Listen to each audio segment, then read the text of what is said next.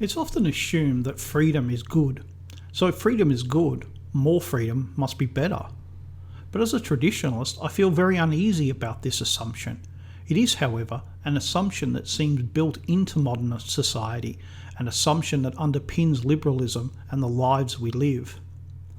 Liberalism believes in absolute freedom, in economics, free trade, the free flow of capital and of labour, and in society, freedom of speech, the press and religion, and of the individual, sexual freedom, freedom to choose, freedom to travel, the freedom to be free from obligations.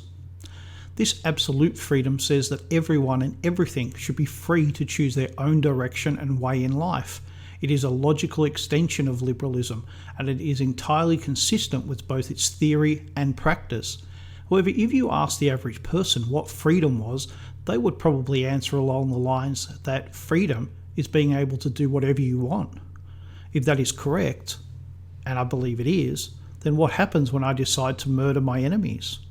Is that a crime? And if it is, isn't that defining and restricting my freedom? Liberalism has an answer to that. It says that you are free to do as you please, as long as it doesn't interfere with the freedom of others. It is a logical and even reasonable qualification. However, it isn't consistent. How can someone who is absolutely free have restrictions put upon that freedom? Here is what traditionalists have come to call the unprincipled exception, whereby liberalism proclaims a universal principle and then makes an exception to it. As Meat Loaf said, "I'll do anything for love, but I won't do that." Anything isn't as absolute as it is first implied to be. Neither, it seems, is freedom. However, it doesn't change the fact that it is inconsistent, and that means that they can use two opposite arguments to advance their cause. First, they can argue that they support freedom and more of it, implying that there are no limits. Then they can argue that they don't support people doing just anything they want. Of course, with freedom comes responsibility. The two arguments are at cross purposes, but the aim is not to be consistent, it is to be all things to all people. Traditionalists have always accepted that freedom is not unlimited, that freedom requires things from us at the same time that we are receiving things, that we have obligations, that one man's freedom can make another man less free. Your freedom to drive at 200 kilometers per hour can have a serious impact on my freedom to have a safe walk. My freedom to learn the drums might interfere with your freedom to get a good night's sleep.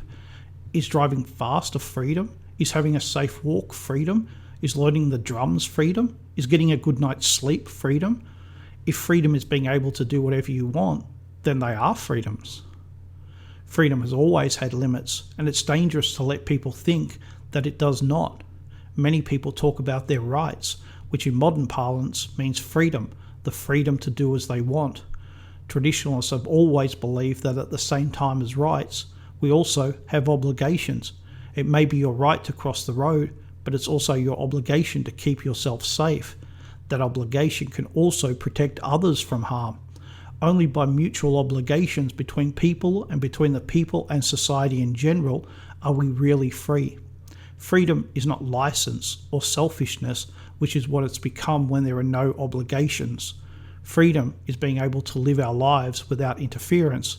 We all know that that's not how real life works. Absolute freedom is impossible, and we know it.